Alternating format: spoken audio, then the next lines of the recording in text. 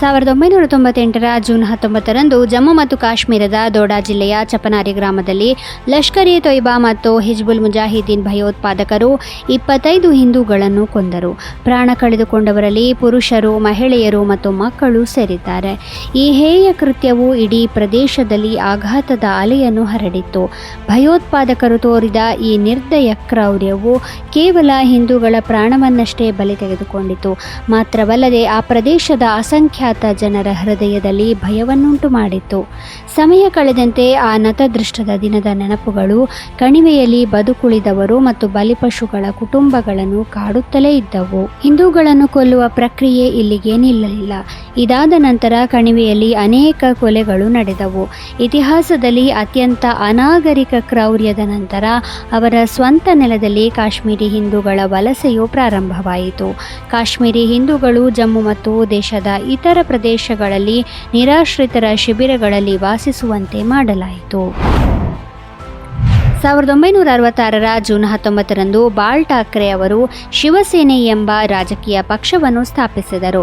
ಬಾಳ್ ಠಾಕ್ರೆ ಅವರು ಆ ಸಮಯದಲ್ಲಿ ಪ್ರಸಿದ್ಧ ವ್ಯಂಗ್ಯಚಿತ್ರಕಾರರಾಗಿದ್ದರು ಮತ್ತು ಅವರು ಮರಾಠಿ ಜನರ ಹಕ್ಕುಗಳನ್ನು ರಕ್ಷಿಸಲು ಈ ಪಕ್ಷವನ್ನು ಸ್ಥಾಪಿಸಿದರು. ಮಹಾರಾಷ್ಟ್ರದಲ್ಲಿ ಮರಾಠಿ ಮಾತನಾಡುವ ಜನರ ಹಿತಾಸಕ್ತಿಗಳನ್ನು ಕಾಪಾಡುವುದು ಮತ್ತು ಅವರಿಗೆ ಉದ್ಯೋಗ ಹಾಗೂ ಇತರ ಅವಕಾಶಗಳಲ್ಲಿ ಆದ್ಯತೆ ನೀಡುವುದು ಪಕ್ಷದ ಮುಖ್ಯ ಉದ್ದೇಶವಾಗಿತ್ತು. ಬಾಳ್ ಠಾಕ್ರೆಯವರ ಶಿವಸೇನೆಯ ಹೆಸರು ಮರಾಠ ಸಾಮ್ರಾಜ್ಯದ ಸಂಸ್ಥಾಪಕ ಶಿವಾಜಿ ಮಹಾರಾಜರಿಂದ ಪ್ರೇರಿತವಾಗಿತ್ತು. ನಂತರ ಬಾಳ್ ಠಾಕ್ರೆ ಮಾರ್ಮಿಕ್ ಎಂಬ ಪತ್ರಿಕೆಯನ್ನು ಪ್ರಾರಂಭಿಸಿದರು. ಇದರಲ್ಲಿ ಅವರು ಮರಾಠರ ಹಕ್ಕುಗಳ ಬಗ್ಗೆ ಬರೆಯುತ್ತಿದ್ದರು. 1990ರಲ್ಲಿ ಶಿವಸೇನೆ ಮೊದಲ ಬಾರಿಗೆ ಮಹಾರಾಷ್ಟ್ರ ವಿಧಾನಸಭಾ ಚುನಾವಣೆಯಲ್ಲಿ ಸ್ಪರ್ಧಿಸಿತು. ಇದರಲ್ಲಿ ಪಕ್ಷದ 183 ಅಭ್ಯರ್ಥಿಗಳಲ್ಲಿ 52 ಅಭ್ಯರ್ಥಿಗಳು ಗೆದ್ದಿದ್ದರು. ಇದಕ್ಕೂ ಒಂದು ವರ್ಷ ಮೊದಲು ಅಂದರೆ 1989ರಲ್ಲಿ ನಡೆದ ಲೋಕಸಭೆ ಚುನಾವಣೆಯಲ್ಲಿ ಶಿವಸೇನೆಯ ನಾಯಕರೊಬ್ಬರು ಮೊದಲ ಬಾರಿಗೆ ಲೋಕಸಭೆಗೆ ಆಯ್ಕೆಯಾಗಿದ್ದರು. ಶಿವಸೇನೆ ಸ್ಥಾಪನೆಯಾದ ಕೆಲವೇ ವರ್ಷಗಳಲ್ಲಿ ಅತ್ಯಂತ ಜನಪ್ರಿಯ ಪಕ್ಷವಾಯಿತು. 1961 June 19ರಂದು Kuwait ಬ್ರಿಟನ್ನಿಂದ ಸ್ವತಂತ್ರವಾಯಿತು.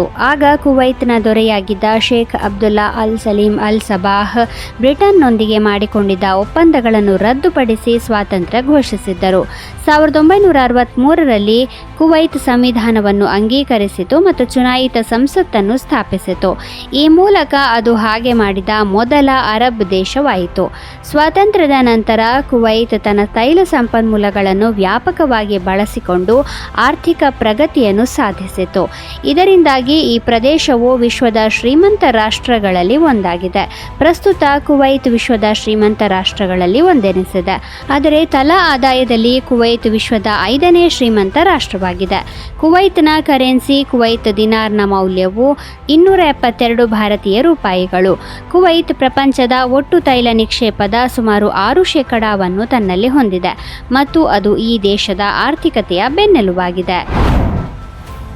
1945 June 19ರಂದು Aung San Suu Kyi ಜನಿಸಿದರು. ಮ್ಯಾನ್ಮಾರ್ನ ಅಯನ್ ಲೇಡಿ ಎಂದೇ ಖ್ಯಾತರಾಗಿರುವ ಆಂಗ್ ಸ್ಯಾನ್ ಸೂಕಿ ಅವರು ಮ್ಯಾನ್ಮಾರ್ನ ಸೇನಾ ಆಡಳಿತದ ವಿರುದ್ಧ ತೀವ್ರ ಹೋರಾಟ ನಡೆಸಿದ್ದರು. ಆಂಗ್ ಸ್ಯಾನ್ ಸೂಕಿ ಮ್ಯಾನ್ಮಾರ್ನಲ್ಲಿ ಪ್ರಜಾಪ್ರಭುತ್ವ ಮತ್ತು ಪ್ರಜಾಸತ್ತಾತ್ಮಕ ಮೌಲ್ಯಗಳಿಗಾಗಿ ಹೋರಾಡುವ ನಾಯಕಿ ಎಂದು ಹೆಸರುವಾಸಿಯಾಗಿದ್ದಾರೆ. 1991ರಲ್ಲಿ ಆಂಗ್ ಸ್ಯಾನ್ ಸೂಕಿ ಅವರಿಗೆ ನೊಬೆಲ್ ಶಾಂತಿ ಪ್ರಶಸ್ತಿಯನ್ನು ನೀಡಲಾಯಿತು. ಆದರೆ ಆ ಸಮಯದಲ್ಲಿ ಆಕೆ ಗೃಹ ಬಂಧನದಲ್ಲಿದ್ದರು.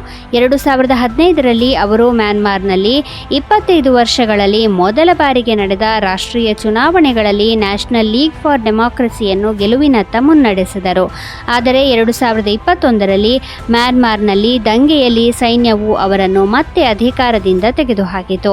ಅವರು 1989 ಮತ್ತು 2010ರ ನಡುವೆ 15 ವರ್ಷಗಳ ಕಾಲ ಮಿಲಿಟರಿ ಸೆರೆಯಲ್ಲಿ ಕಳೆದರು ಮತ್ತು ಪ್ರಜಾಪ್ರಭುತ್ವಕ್ಕಾಗಿ ದೌರ್ಜನ್ಯಗಳ ವಿರುದ್ಧದ ಅವರ ಶಾಂತಿಯುತ ಹೋರಾಟವು ಪ್ರಪಂಚದಾದ್ಯಂತ ಒಂದು ಉದಾಹರಣೆಯಾಗಿದೆ.